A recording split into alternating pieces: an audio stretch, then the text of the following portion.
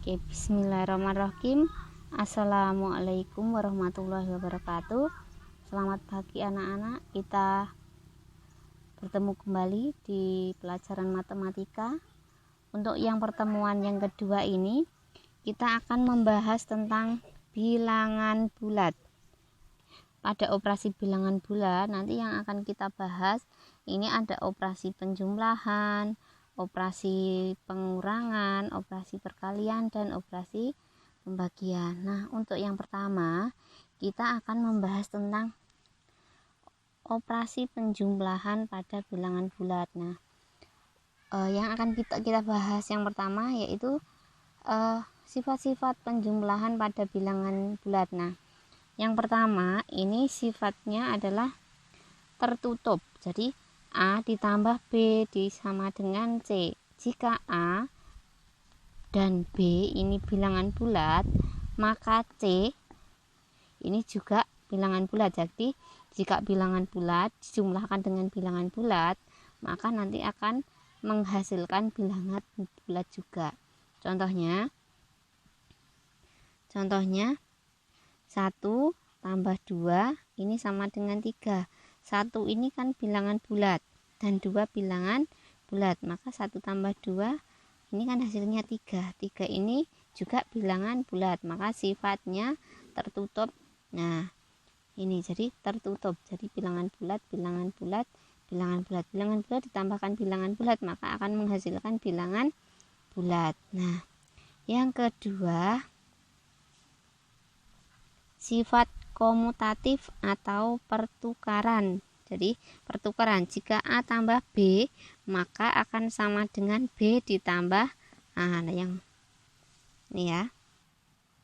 Nah, untuk contoh yang sifat komutatif, contohnya 2 tambah 3 sama dengan 3 ditambah 2. Jadi hanya ditukarkan tempatnya. Jadi kalau angkanya sama, ditukarkan tempatnya tetap menghasilkan angka yang sama juga.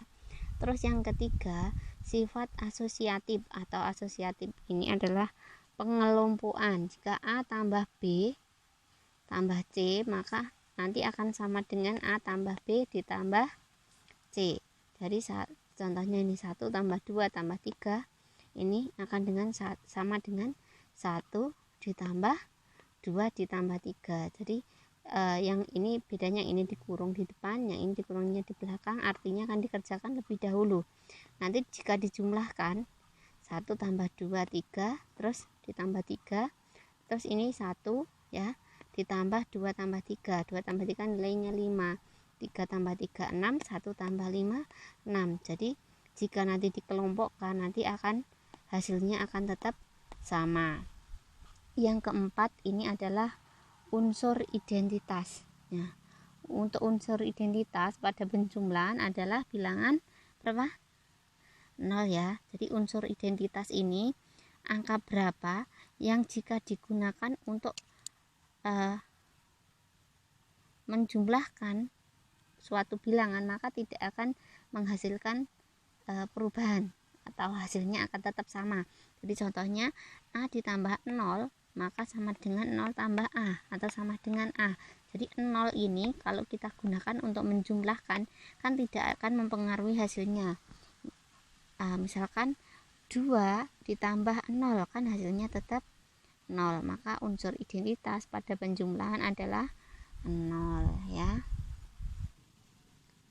Nah, untuk sifat yang kelima yaitu inverse atau lawan. Jadi untuk inverse ini lawannya, jadi jika A itu maka lawannya adalah negatif A. Jadi nanti jika A ditambah dengan negatif A atau negatif A ditambah A, ini hasilnya adalah 0. Ini contohnya 2 ditambah negatif 2 sama dengan 0 ya. Atau misalnya negatif 5 ditambah 5 maka hasilnya adalah 0 ya. Ini untuk sifat-sifat pada operasi penjumlahan. Nah, selanjutnya yaitu pengurangan bilangan bulat. Untuk pengurangan bilangan bulat ini A dikurangi B, maka nanti nilainya akan sama dengan A ditambah negatif B.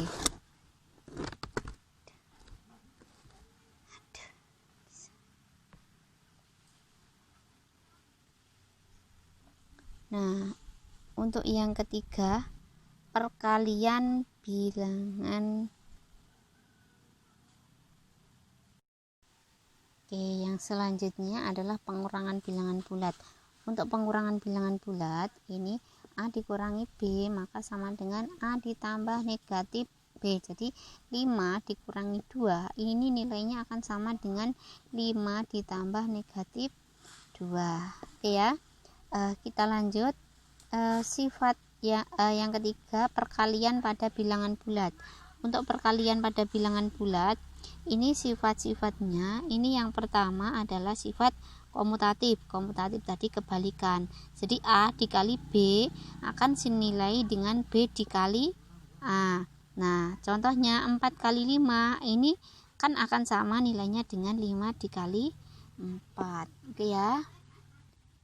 Nah, yang selanjutnya ini adalah sifat asosiatif. Jadi asosiatif atau pengelompokan tadi, A dikali B dikali C ini sama dengan A dikali B dikali C. Jadi 2 kali 3 dikalikan 4 akan sama dengan 2 dikalikan 3 kali 4. Jadi ini 6 kali 4 24, 2 dikali 12 juga 24. Terus yang ketiga, ini adalah unsur identitas. Nah, kalau pada flashback ke penjumlahan, itu unsur identitasnya adalah 0. Jadi pada penjumlahan dan pengurangan itu unsur identitasnya 0.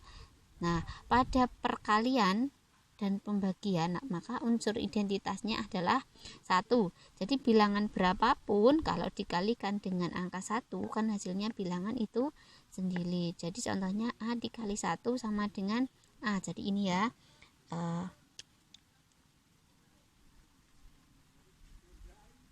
Nah, ini jadi A dikali 1 maka hasilnya A. Jadi unsur identitasnya adalah 1.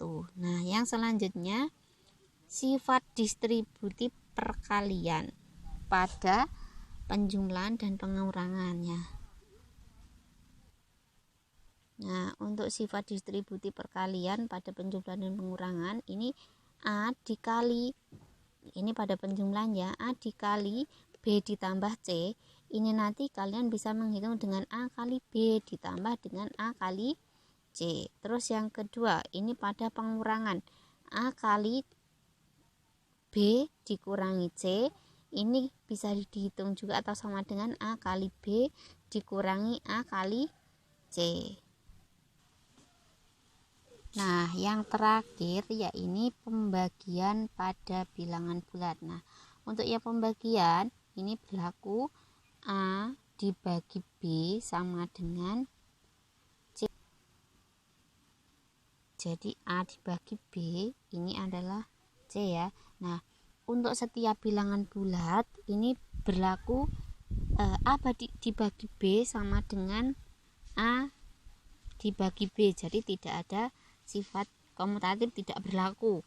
Nah, terus yang kedua, A dibagi, yang pertama A bagi B sama dengan A dibagi B. Jadi komutatifnya tadi tidak berlaku ya. Terus yang kedua, A dibagi negatif B, ini nilainya sama dengan negatif A dibagi B. Terus yang ketiga, negatif A dibagi negatif B ini akan sama dengan A dibagi B. Jadi negatif dibagi negatif maka hasilnya nanti adalah positif. Terus 0 dibagi A ini nilainya adalah 0. Oke ya. Sekian untuk pertemuan kali ini. Nah, tugas kalian ini adalah mengganti materi ini di buku catatan kalian. Jadi nanti untuk tugasnya kalian hanya mengambil kesimpulan dari materi yang saya sampaikan kalian catat di buku catatan kalian. Nanti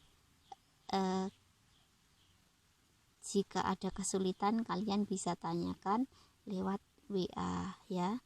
Oke, terima kasih. Dan sebelum saya akhiri, saya ingatkan kepada kalian semua untuk selalu menjaga kesehatan, tetap mengikuti protokol kesehatan. Jika keluar rumah selalu memakai masker, dan diusahakan untuk tidak usah keluar rumah jika tidak ada kebutuhan yang mendesak atau memang tidak perlu kalau memang masih bisa dipending, jadi tidak usah pergian. Tetap jaga kesehatan dan jangan lupa tetap laksanakan kegiatan